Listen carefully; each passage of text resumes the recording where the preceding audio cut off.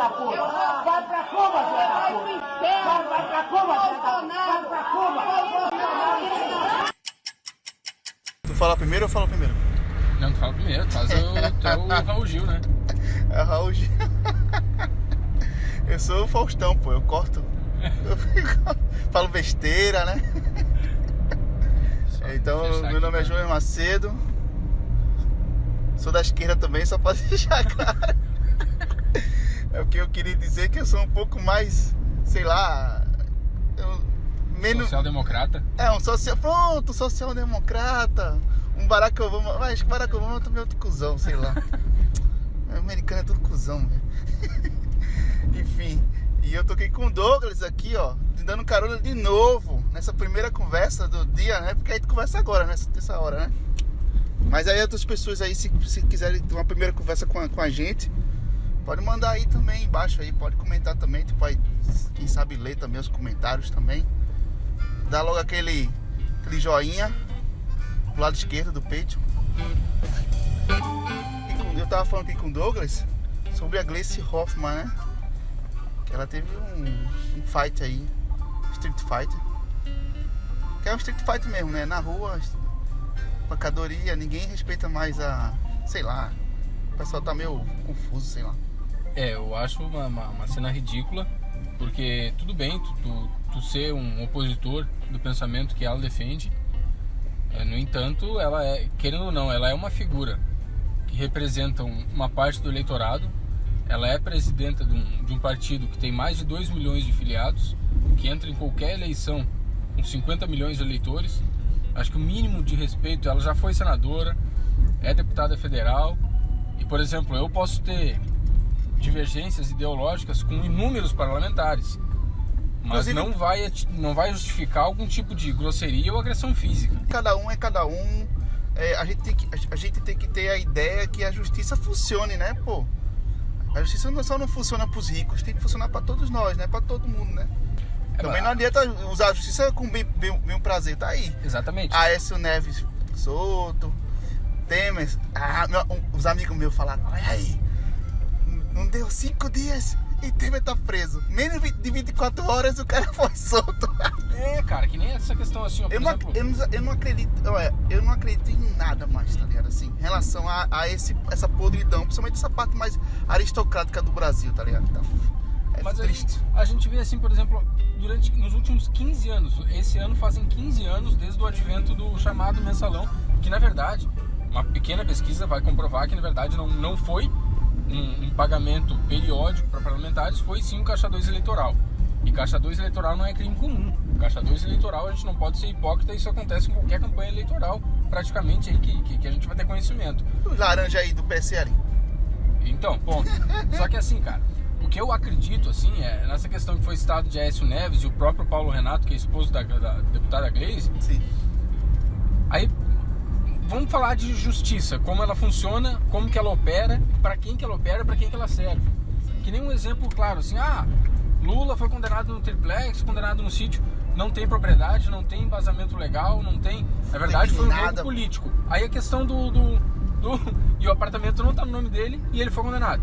A questão do helicóptero do parceiro do Aécio Neves, que o próprio Perrella tirou sarro num áudio, dizendo: eu não faço nada, eu só vendo droga. O helicóptero era no nome dele, tinha meia tonelada de cocaína, milhões de reais em cocaína, e o cara não caiu. O cara tá lá, belo, formoso. É porque ele defende os ricos, né? Não defende os pobres, né? Exato, assim. Tudo bem, aí vamos dizer que o Paulo Renato tinha culpa. Não, responde, cara, tem culpa, tem culpa. Agora, por exemplo, que nem próprios quadros do PT, que nem o Dirceu. O cara é isso, o cara é aquilo. Foi condenado pelo domínio do fato, pela Rosa Weber, pela teoria do domínio do fato. Eu não tenho provas, mas o conjunto da obra me diz que o cara é culpado. Então acho que tem que ter justiça, mas no Brasil, do jeito que a formação social que nós temos, a justiça não conseguiu atender a todas as camadas sociais de forma homogênea.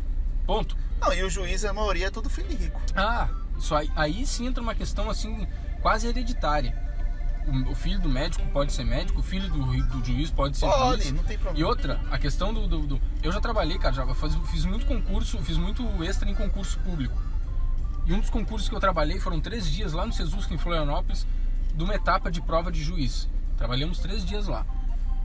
Aí eram 3 dias de prova escrita e quem passasse naquela prova ia para a última etapa do concurso, que era uma prova oral. Agora, vamos ser sinceros, você vai chegar uma pessoa visivelmente de classe baixa e muitas vezes de cor, uma pessoa negra, e contra por exemplo, um filho de um promotor, o filho de um desembargador, por uma prova oral. Cara, a prova oral vai ter um critério muito duvidoso. Essa questão de profissionais liberais, quando nós tínhamos, o nosso filho era mais novo e nós fomos ser atendidos por um senhor, melhor pediatra que a gente foi atendido entre os nossos 2 filhos, cara. Ele era negro. E aí naquele momento eu percebi, eu digo, cara, como é difícil ser atendido por um médico negro, ser atendido por um advogado negro, um dentista negro. Por que isso acontece? Uma explicação histórica e social, não é porque o negro é inferior, é pelas oportunidades que são tolhidas de toda a população negra do Brasil. Mais de, 100 milhões de pessoas.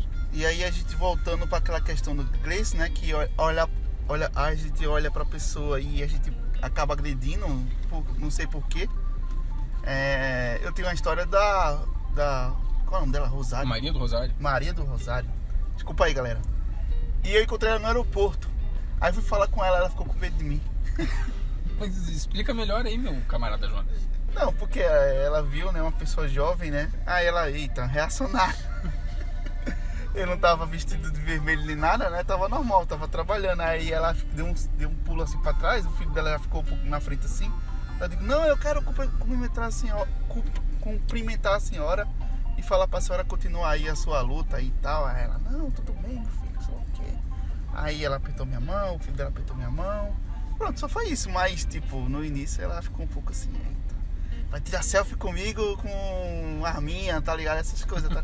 É porque, meu irmão, é muito escrotidão, é porque o pessoal vive agora pelo meme, né? A justiça, voltando pra justiça agora, a justiça agora vive pelo meme. As pessoas julgam as outras pelo meme, não é pelo que a pessoa fez, o que a pessoa tem de abordagem.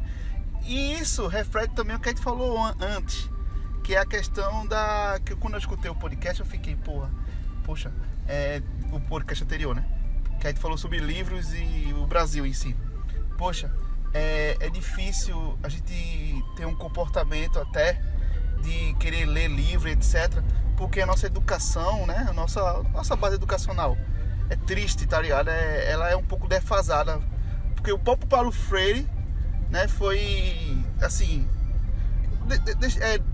injustiçado por muitas vertentes da educação brasileira, porque, como tu falou, o negro não chega lá como médico e etc. Um juiz tem que sempre ser uma pessoa do alto escalão, porque ela vai ter tempo de estudar, etc. Então é muito difícil viver num sistema desse e querer justiça de certa forma, uma justiça neutra, né? É muito difícil, porque tudo do sistema tá corrompido, não é corrompido tipo, mecanismo nessa merda aí, não. É um corrompido em relação à questão de se manter o lado de cima e o de baixo se manter também embaixo, tá ligado? Velho, é engessado, o Brasil é muito engessado, pô. Isso já tá comprovado aí, né? Tem umas pesquisas aí dizendo que o Brasil é um dos países subdesenvolvidos mais engessados assim em questão de IDH, etc, né? Pois é, então assim, ó, a nossa geração, eu agora vou fazer 36 anos. A nossa geração assistiu, eu vivi, cara, eu comecei a trabalhar no final do governo Fernando Henrique. Eu lembro o desalento que era na década de 90 uma pessoa adulta ficar desempregada. A quantidade de fome, de exclusão que existia ainda naquele período. Então a gente assistiu, no começo do século XXI, por políticas inclusivas, independente do partido. Quem fez essas ações foi o Partido dos Trabalhadores. Começaram no governo Lula. Só que assim, isso é uma coisa, as políticas que foram feitas foram simplesmente a aplicação de ideias lógicas para que a nossa sociedade pudesse melhorar.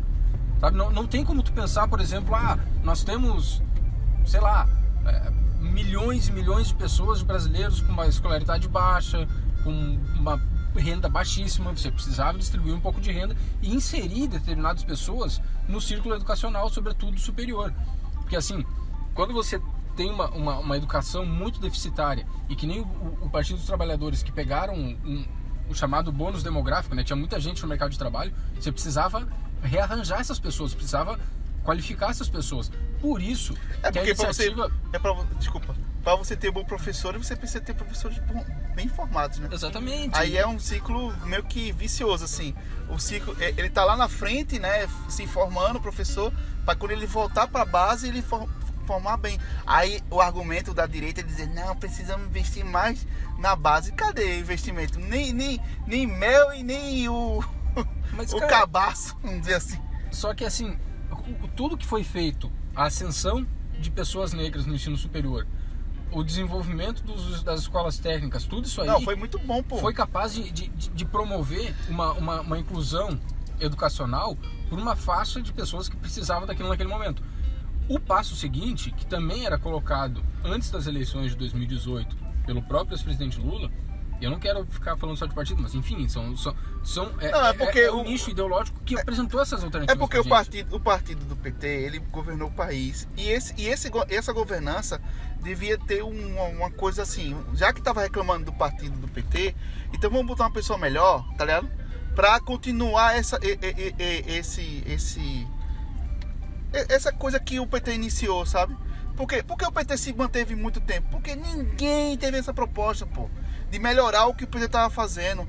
Todos ficavam naquela superficialidade de vamos manter o Bolsa Família, isso aqui. Aí o povo dizia, não, vamos votar no PT mesmo, porque não tem ninguém melhor que o PT. Lógico que tinha umas pessoas que pensavam, eu voto no PT por causa da minha Bolsa Família e tal, mas a grande maioria pensava na questão social também, que estava progredindo, estava deslumbrando, o povo aí se formando, fazendo concurso público, etc. Aí não, aí houve uma grande guerra, né, ideológica no Brasil, e aí desmotivou essa questão, essa paixão que tinha pelo... Porque tem muita gente que votou no Bolsonaro e diz assim, se Lula voltar, eu voto no Lula de novo. Teve isso também. Não, ainda tem, pô. Mas o problema, cara, é que assim, quando tem muito mito em relação ao Bolsa Família, e as pessoas falam, então. E aí quando falam assim do Bolsa Família, sério, cara, mas o benefício acho que uns 300 reais. Mas a pequena gota de óleo que caiu no poço, que são as pessoas comuns, tá ligado? Ficou caindo por muitas vezes, tá ligado? E aí contaminou o poço. Uma hora contamina, vai pingando, e uma hora até o poço tá sujo. E aí foi o que aconteceu, tipo, vamos martelar aqui, vamos pegar os exemplos pequenininhos, vamos pegar esse 1% aqui de pessoas que faz questão de votar no PT por causa do Bolsa Família e vamos gravar elas e vamos botar na internet.